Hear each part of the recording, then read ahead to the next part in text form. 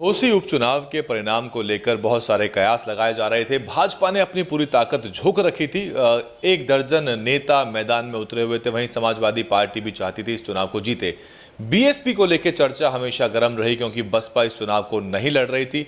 लेकिन बसपा के वोटर कहां वोट करेंगे, इसको लेकर भी लगातार अटकलों का बाजार गर्म था। हर किसी की इस पूरे मुद्दे पर मुख्तलिफ राय है। और सैयद कासिम साहब राजपथ चलाते हैं, मेरे साथ इस वक्त मौजूद हैं। सर, स्वागत है आपका डीएन पर। Thank you sir. आप कैसे देखते हैं सर परिणाम को? आपने भी पूरे दिन इसका विश्लेषण किया, लगातार अपडेट देते रहे आप फेसबुक पे। हाँ, तो चुनाव को आप यूं समझ लीजिए कि ये चुनाव, अगर इसको आप पार्टी लाइन पे ले रहे हैं तो मुझे लग रहा है थोड़ा सा ज्यादा कर रहे हैं। ये इलेक्शन जो है, ये एक कैंडिडेट से नाराजगी और एक कैंडिडेट से का बेचारा होना। क्योंकि सुधाकर सिंह बेचारे हो गए थे, क्योंकि वहां से वो 2 बार चुनाव लड़े, हारे। उसके बाद 2022 में उनका टिकट कटा। उसके बाद भी पार्टी में बने रहे, ईमानदारी से लगे रहे, 22,000 वोट से जीते, क्या कहते हैं, दारा सिंह चौहान। और उसके बाद जब फिर दारा सिंह चौहान ने इस्तीफा दे दिया तो मतलब ये जनता में मैसेज चला गया।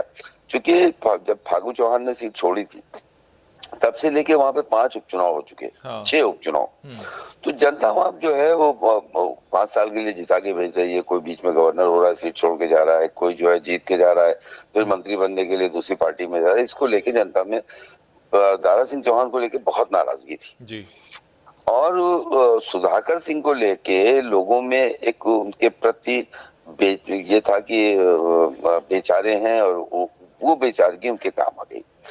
एक चीज उसमें और थी वैभव जी, उसमें सबसे बड़ा एक मामला ये था कि उस विधानसभा में, घोसी में, सवर्ण मतदाता अपने आप को बहुत ज्यादा उपेक्षित महसूस कर रहा था। उसका ये मानना था कि भारतीय जनता पार्टी हमारी पार्टी है, हमने सब कुछ किया। उसके बाद मतलब चेयरमैन भी जो वहां का कैंडिडेट था वो एससी दे दिया गया था, वो भी बीएसपी से लाके दे दिया। उससे भी लोगों में नाराजगी थी। कोपागंज को नगर पंचायत है कोई। तो ये सारे कारण थे जो इकट्ठा हो गए। और उसके बाद बीजेपी ने पूरी ताकत लगाई और उसके बाद भी नतीजा उनके पक्ष में नहीं आया, क्योंकि सारे पिछले नेता वहां पर लग गए, जिससे सवर्णों में और नाराजगी बढ़ गई। उनको लगा कि इसका नतीजा अगर बीजेपी के पक्ष में आता है तो इसका क्रेडिट ओम प्रकाश राजभर, दारा सिंह चौहान और संजय निषाद को जाएगा। ये भी एक उसका सबसे बड़ा कारण था। तो समाजवादी पार्टी के लिहाज से अगर देखें, हम बसपा पे आएंगे अभी थोड़ी देर में, लेकिन सपा जो है अब एक बार्गेनिंग पावर अपनी बढ़ी हुई मानेगी आने वाले इंडिया गठबंधन में, आने वाले समय में। देखिए, ये तो होता है कि एक जीत जो है उत्साहित कर देती है, लेकिन ये सीट आपने भारतीय जनता पार्टी से छीनी नहीं है। खतौली की तरह खतौली में जयंत चौधरी ने भारतीय जनता पार्टी से सीट छीनी थी। बिल्कुल बिल्कुल। और घोसी सीट समाजवादी पार्टी की थी और सपा को दोबारा मिली है। एक चीज यहाँ पे बहुत ज्यादा उत्साहित होने की जरूरत नहीं। दूसरी चीज ये है कि उस विधानसभा क्षेत्र में 2012 के चुनाव में बसपा को लगभग 51,000 वोट मिला। 2017 में वहां 81,000 वोट मिला, चूंकि अब्बास अंसारी लड़ रहे थे। 2022 में भी बहुजन समाज पार्टी को वहां 50 प्लस 53,000 के करीब वोट मिला। तुम अगर मैं गलत नहीं हूं तो इससे भी ज्यादा जी। बसपा इस बार मैदान में नहीं थी। तो जब अगर बीएसपी नहीं लड़ रही है तो फिर एक तो ये कि बसपा ने 3 बार वहां मुसलमान लड़ाए थे, इस बार वहां पर बीएसपी ने कैंडिडेट नहीं लड़ाया तो मुस्लिम नहीं लड़ा। तो मुस्लिम वोटों को भी एक तरफा वोट करने का मौका मिल गया। उनके पास कोई वो नहीं था, चॉइस नहीं थी, पहली चीज। दूसरी चीज ये है कि समाजवादी पार्टी का जो कैंपेन था उसमें उन्होंने स्थानीय लोगों को बहुत ज्यादा महत्व दिया। वो चाहे राजीव राय हो और चाहे वहां के स्थानीय राजभर नेता हो, और शिवपाल यादव उसको मॉनिटर कर रहे थे। तो ये इससे ज्यादा समाजवादी पार्टी की मैं इसमें भूमिका और समाजवादी पार्टी के लिए बहुत खुश होने की चीज नहीं मानते। तो बसपा की बात करें, क्योंकि बसपा चुनाव मैदान में थी नहीं, लेकिन बसपा पे आरोप लग रहे थे। मीडिया का एक वर्ग भी कह रहा था कि चुनाव में प्रत्याशी नहीं है तो भाजपा को फायदा पहुंचाने के लिए बसपा चुनाव नहीं लड़ रही है। लेकिन अब क्योंकि भाजपा हार गई है तो कुछ आरोपों से तो बसपा मुक्त हो गई है यहाँ पे। वैभव जी, देखिए, बड़ा दिलचस्प है जी। आजमगढ़ बसपा लड़ती है तब बसपा की वजह से भाजपा जीत जाती है। रामपुर बसपा नहीं लड़ती है तब बसपा की वजह से भाजपा जीत जाती है। हाँ।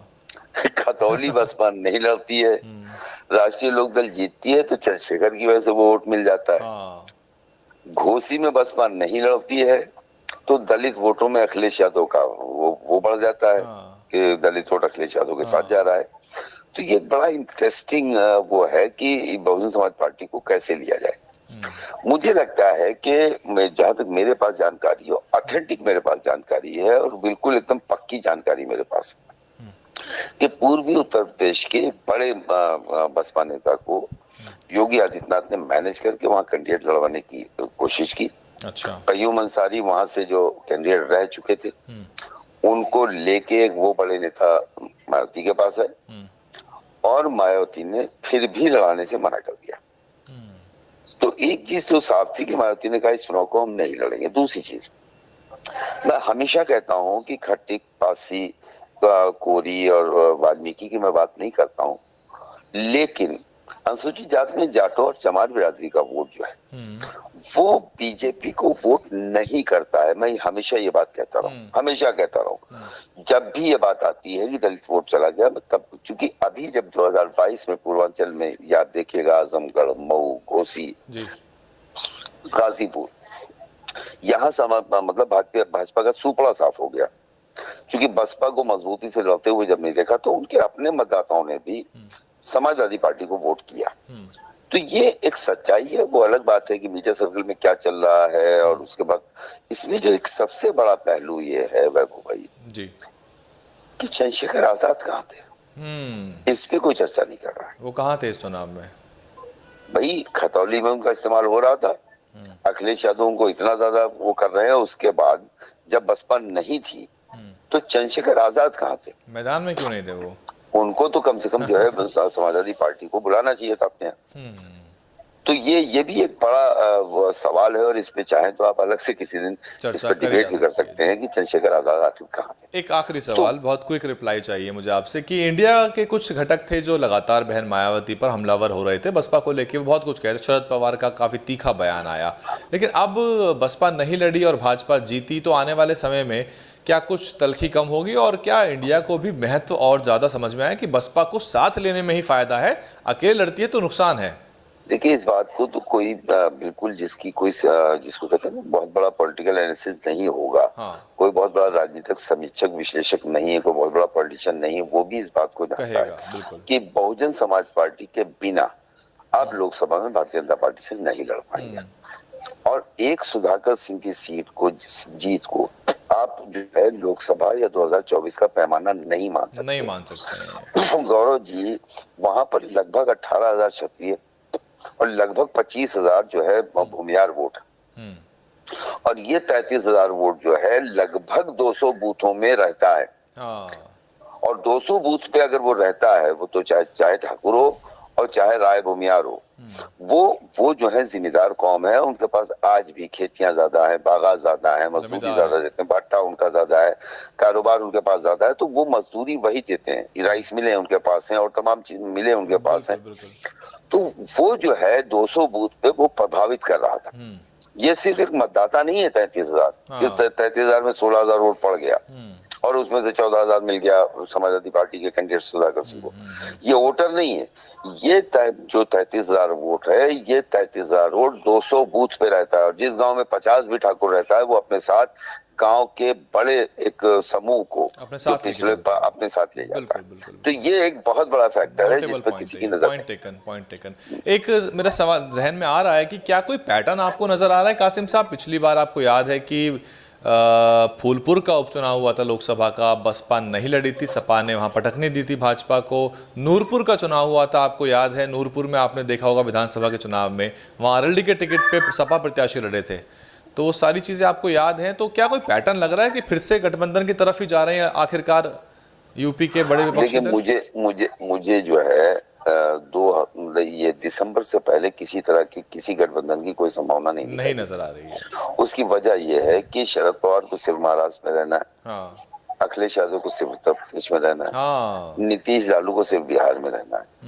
मायावती अगर अभी गठबंधन की बात करती है तो कांग्रेस से उसे छत्तीसगढ़ लड़ना है, उनको राजस्थान लड़ना है, उनको मध्य प्रदेश लड़ना है, उनको तेलंगाना लड़ना है। वो निपट जाए पहले। तो ऐसे में जब तक वो चुनाव नहीं निपटता है, किसी भी तरह से गठबंधन की बात करना मायावती का नुकसान है, और इसीलिए मायावती इस तरह की कोई बात नहीं कर रहे हैं। बहुत बहुत शुक्रिया कासिम साहब को एक विश्लेषण के लिए। दोबारा आपके साथ जब आप पहुंचेंगे अपने स्टूडियो दफ्तर में दोबारा चर्चा करेंगे। बहुत बहुत शुक्रिया। धन्यवाद धन्यवाद। तो आप सुन रहे थे सैयद कासिम साहब को, और क्योंकि हर किसी की एक अलग राय होती है, हमने जयप्रकाश सिंह से भी इस बारे में बात की, पर क्योंकि जयप्रकाश सिंह का संबंध बसपा से रहा है तो उनका झुकाव बसपा की तरफ होता है। कासिम साहब एक निष्पक्ष विश्लेषक के रूप में, पत्रकार के रूप में मौजूद हैं, लेकिन घोसी के चुनाव ने बहुत कुछ साफ किया है। एक तो ये कि भाजपा को हराया जा सकता है, हालांकि कासिम साहब का जैसे कहना है, ये बात ठीक है कि इसको कोई 24 का एक लिटमस टेस्ट ना माना जाए। भाजपा जो है आमतौर पे कई बार हार जाया करती है। आपने कई पहले के उपचुनाव भी देखे होंगे जब भाजपा हार गई, लेकिन वो कम बैक भी करती है। बसपा के लिहाज से ये चुनाव जो है वो ठीक ही रहा, बिना लड़े भी बसपा को इससे फायदा मिलता हुआ नजर आ रहा है। एक तो बसपा ने अपना जो महत्व है वो बता दिया, और बसपा ने अपनी एक तरह से वैल्यू को समझाया कि अगर साथ सम्मान पूर्वक तरीके से साथ लेके नहीं चल पाएंगे तो फिर आपका नुकसान होगा, और बसपा फिर अपनी राजनीति करेगी। किसका खेल बनता है बिगड़ता है इस बात से बसपा को तब कोई मतलब नहीं रह जाएगा। कमेंट करिए आपकी क्या राय है पूरे विश्लेषण पे। आप देख रहे थे डीएन हिंदी, मैं हूं वैभव कुमार। डीएनएन हिंदी को सब्सक्राइब करने के लिए दबाएं लाल रंग का सब्सक्राइब बटन और घंटी का बटन दबाकर ऑल नोटिफिकेशन पर क्लिक करें। चैनल को जिंदा रखने के लिए नीले रंग का ज्वाइन बटन दबाकर चैनल को आर्थिक सहयोग करें।